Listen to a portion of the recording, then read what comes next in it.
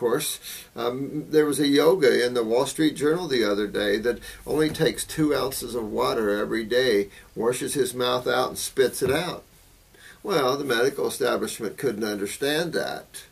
It's hard to understand that when you breathe, you're breathing in chemistry.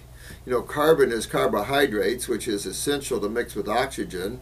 Hydrogen is your fats, and nitrogen is your proteins, or better put, amino acids. So you are getting these chemical structures, but at a much more refined level. But as you work at a much more refined level, you will find you won't need to eat near as much as you used to. I don't eat hardly anything to stay this size because I have bounds of energy, because I don't get my energy from foods. I get my energy from the Supreme Being in myself. But I had to learn that. And these higher level diets teach you that. So I went to oranges. I found an organic orange grove for the old Southern Baptist man had been raising for years, and this guy was definitely a channel for God. These fruits were as sweet as honey, and for some reason this navel crop that year was bumper year-round. And navel oranges you never get, start maybe mid-November if you're lucky, and get to the mid of January, late January if you're lucky. He had navels all year round that year, and his navel oranges were this big and sweet and as nectar. I mean, you almost had ecstasy eating them. So I lived 6 months on oranges, you know, and gives you a real heightened sense of joy and peace. But it also creates a lot of out-of-body experiences. You know, there's a lot said with near-death experiences. The show I Survived is touching on this a lot more. And these people were having experience with the light. But let me tell you, you go past the light into different heavens. There are worlds upon worlds with all types of beautiful jeweled cities. I mean, anything you can imagine does exist. You can't imagine outside of God. And the beauty of these heavens can be experienced. You know, if you're here, if one starts to look at and realize they're only on this rock spinning through space for a short period of time.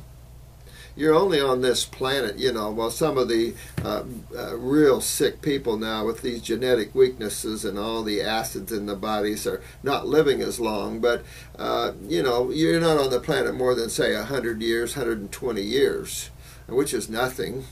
And so you realize that this is just a touch-and-go planet. You're here for a short time and you take off. All life in creation is just experiences. So if you can leave your body, if you're just using this body while you're here, why can't you travel around in these other worlds while you still have a body? And of course you can. When I was sitting around a campfire one time in a state park in Florida, living in these parks, I was sitting around a campfire and chatting with the group, and this police detective, of all people, police detective said, well, you know, I travel out of the body all the time. And boy, he piqued my interest, and he told me about the Rosicrucians, and so I joined that group, and of course they teach you to astral travel or out of the body travel. There is a Monroe Institute. John Monroe wrote a lot of books on the astral world, which is the next heaven. And of course Jesus described it a lot. There's a lot in Christianity about these heavens. Jesus said, my Father's mansion, of course, has many rooms. Buddha was an avid traveler. Many yogas are out-of-body travelers. Shabda Yoga or the Radha Swami group gets all the way to the Satnam level. And so there's a lot of heavens to explore. And you don't have to believe me at all, but investigate. Never shut things off, you know. You limit your own worlds and your own experiences by your belief systems. And I highly recommend that you open yourself up and enjoy the bliss and ecstasy of creation. There's so much here, but at the same time, very finite. And so if you want to know who you really are, and you want to know who the Supreme Being is, you've got to go beyond creation. You've got to leave the finite worlds for the infinite worlds. And you are a part of that infinite world, but not physically, not emotionally, and of course not mentally. You know, an old wise master said to me one day, he said, you know, if you stop thinking and you stop talking, there's nothing you won't know.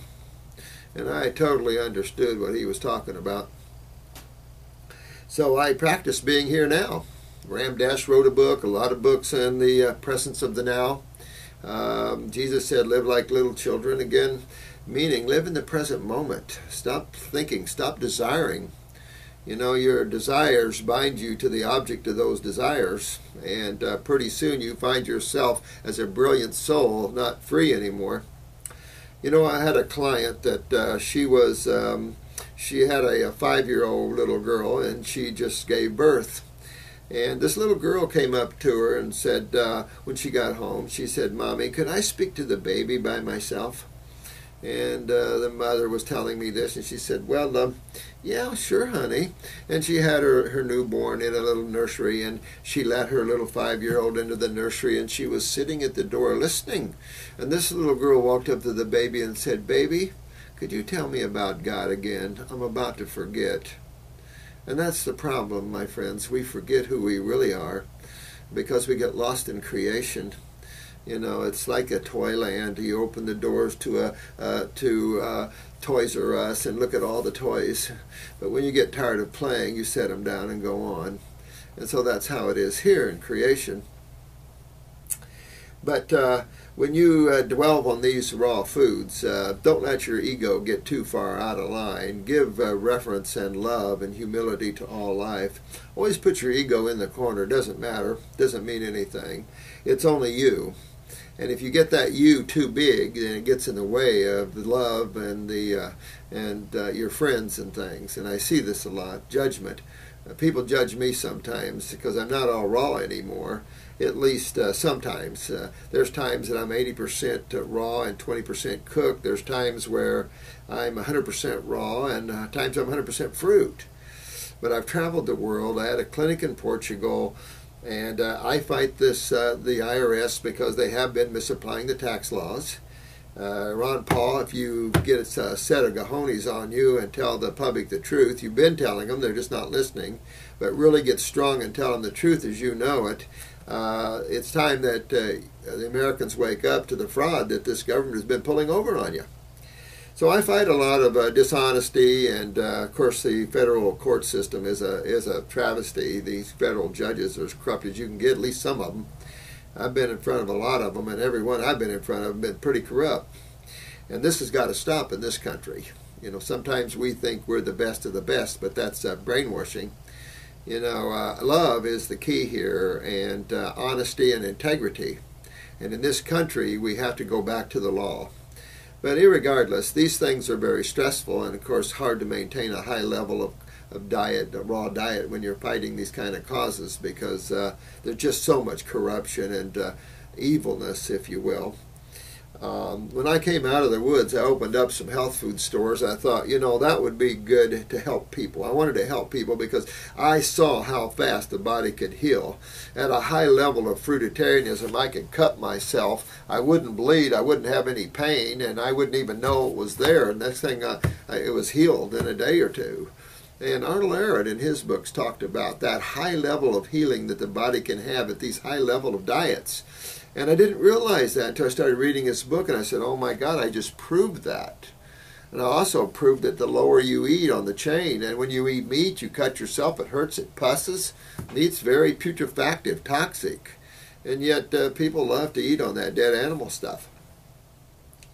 So I opened up health food stores, and I wanted to help people. And at the time, I lost that kind of fruitarian thinking. I was so I had so much energy. I was teaching people how to have out-of-body travels and to travel into these worlds. And so the energy was, I could just feel spirit, or